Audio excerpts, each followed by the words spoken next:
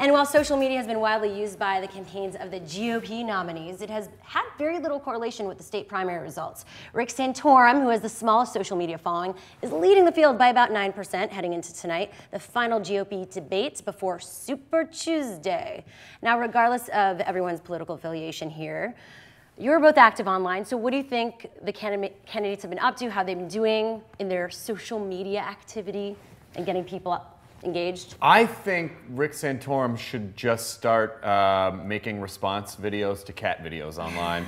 I want to see Rick Santorum That would go viral. Scaring himself with his own farts or meowing and then throwing up. Santorum? Yeah, exactly. Exactly. Those are the kind of things that I think he should be doing to up his social media. But otherwise, I think it is very telling when you see that he is ahead like that, because we all assume everyone's on social media. And the fact is, you know, with 320 million people in this country, or whatever the exact number is, a lot of people really aren't as active as really at all. Yeah. It's really just a, you know, like, it's not the majority of people in this country that are active. We just happen to have the loudest voices. Absolutely. And I think that it's kind of like it's probably, again, like a skewed perspective from ours, because what are we doing at this exact moment? We're on What's Trending, live streaming. We've all tweeted about it. We're like, can you believe these people in the middle of the country aren't tweeting about how much they love Rick Santorum? Right. Yes, I can believe that. I absolutely can. And that they have their own Twitter accounts and Facebook. I mean, obviously, they're people, they all have a digital team now. Yeah. It's really important for them as well. Yeah, I mean, they still have to deal with sort of the modern celebrity issues of, like, you can't just let that 4 a.m. tweet go. They have to, you can't be quite as real with social media, I mean, especially when you're running for office in the Midwest. So it's a challenge. I find it interesting. I go to youtube.com/politics, and they show the views of all the candidates, who has the most views and at what date. And it was interesting because before that primary, which was at the beginning of February, that Santorum swept. It came out of nowhere. Towards the end of January, you started to see his views on YouTube were going up. So could that possibly hint to who might win? That's what's predicted. YouTube.com/politics. Check it out. No, I think it's a potentially misleading metric, because you just see those numbers on, and you go, oh, well, this must be what's representative of everyone. But the truth of the matter is, I don't think that's necessarily the case. Because again, a lot of people are not online. Well, for a little more insight on this, we are joined now via Skype by the social media editor for Reuters, Anthony DeRosa. Welcome, Anthony. Thank you, Cheryl Lazar. I'll continue with the full name recitals, as we're all doing today, it seems.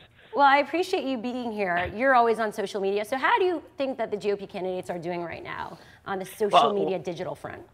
One of the candidates that you guys didn't mention, which I seem to see pop up more than any other, is Ron Paul. And he has a very rabid fan base of people online. Whenever you post a poll or anything related to Ron Paul, along with other GOP candidates, he's always getting an outsized audience of people clamoring for him to win, whether it's a question of who won a debate, who's winning a debate, or who should be the candidate that wins the nomination. I think Ron Paul has probably one of the biggest audiences online against all the candidates. What can nominees do to better connect online and get people listening? I think he tends to reach a lot of the constituency that a younger audience, which tends to be the audience that uses social media, and he's very libertarian, anti-war, tends to be the younger demographic that's hoping that we get out of different conflicts around the world. So he speaks to, I guess, that demographic that's very active online.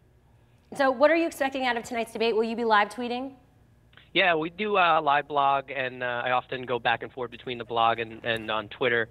And we'll have all sorts of commentary and analysis on Reuters.com and on our on my specific Twitter account at Ant DeRosa.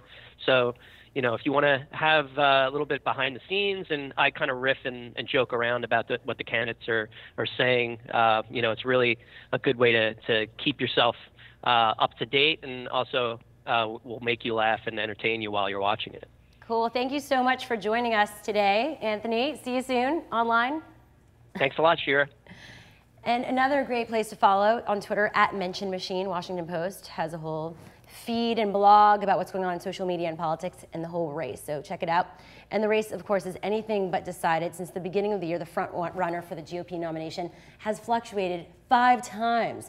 So only time will tell if Mitt Romney is able to activate his 2 million+ social reach into actual votes. You know what I feel weird about? I did Politically Incorrect in the 90s with Rick Santorum. No way! And I had I just never, like, there was sitting here, like, I mean, he was nice. Yeah.